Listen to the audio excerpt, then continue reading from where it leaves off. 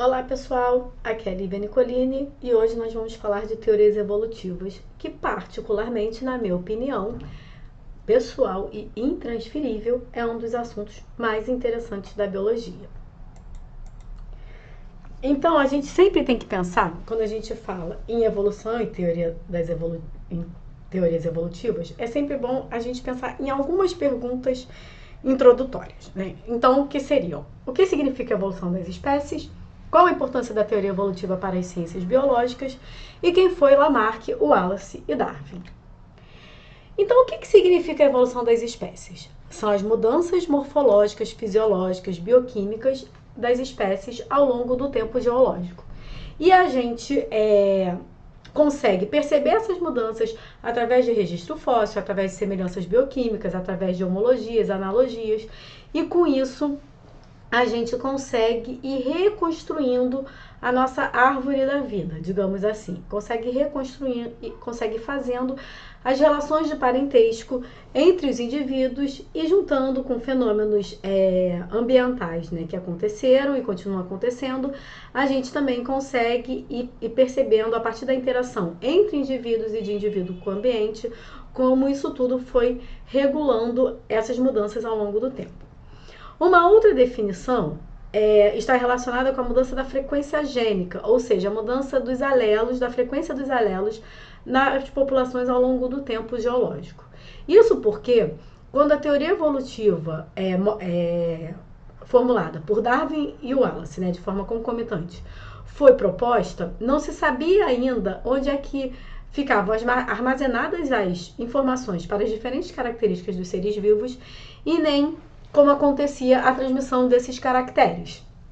Então, naquela época, no final do século XIX, meio do século XIX, não se falava em gene ainda, por exemplo.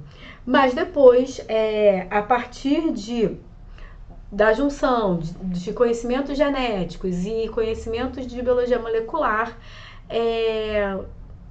toda essa parte teórica também foi se atualizando, e então uma outra definição que a gente pode usar é a mudança da frequência gênica dos alelos de uma população ou de uma espécie ao longo do tempo geológico. E aí a grande importância da teoria evolutiva para as ciências biológicas é que ela permite contar a história dos grupos biológicos atuais e extintos e responde perguntas do tipo por quê, que nos leva a entender como os processos evolutivos e as pequenas variações que foram surgindo entre os indivíduos nos levaram a toda a diversidade que já existiu, que existe até hoje e que vai continuar se modificando ao longo do tempo geológico. E aí a gente considera como os três grandes pensadores da evolução o Lamarck, o Wallace e o Darwin. Porém, hoje em dia, há pouco tempo, foram descobertos alguns textos islâmicos de mais de 2.000 anos que possuem algumas semelhanças com a teoria darwinista no seu conteúdo, né?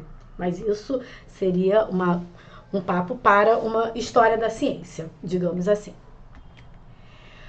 Então, por que a gente vai falar do Lamarck? O Lamarck ele é importante, a teoria dele não é mais aceita hoje em dia, né? O principal pensamento da teoria dele não é mais aceito hoje em dia, mas ele foi o primeiro cientista a realmente falar que as espécies mudavam ao longo do tempo, que não eram populações imutáveis. Então, essa é a grande importância do Lamarck, que ele se debruça sobre a diversidade dos seres vivos e aponta, né, que os seres vivos mudaram ao longo do tempo. Só que na teoria do Lamarck, para ele era o ambiente se mudava é ótimo, o ambiente mudava e aí o organismo mudava para se adaptar a esse ambiente. Quase como se fosse um processo consciente, de acordo com a necessidade. E aí, com isso, ele fez dois princípios fundamentais. O primeiro é a lei do uso e desuso, que é, no processo de adaptação ao meio, o uso de determinadas partes do corpo do organismo faz com que elas se desenvolvam e o desuso faz com que se atrofiem. Então, por exemplo, aqui, o cacto, que perdeu as folhas, né, na região desértica. Então, originalmente, ele teria essas folhinhas, que é um lugar de transpiração das plantas e no ambiente úmido estava ok, o ambiente foi ficando cada vez mais seco e com isso o cacto ele foi perdendo essa folha, foi tendo uma redução dessa folha para evitar a perda de água, então o ambiente mudou, ele mudou e se adaptou. Um outro exemplo seria aqui a pata dos patos, que não teria essas membranas entre os dedos, o que dificultaria a natação, e a partir do momento que eles começam a nadar, essas membranas teriam surgido, facilitando o processo de natação, tá? E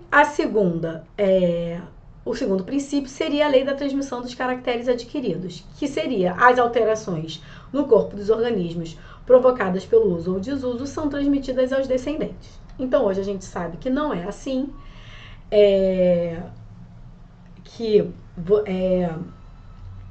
se houver qualquer mudança fenotípica no indivíduo, essa mudança não é transmitida aos descendentes e que nenhum organismo muda de forma consciente para se adaptar ao ambiente, tá? Então, um problema da teoria dele é que ela leva à evolução a ideia de evolução com objetivo, e também uma outra coisa é que ela não assumia a relação de parentesco entre as espécies.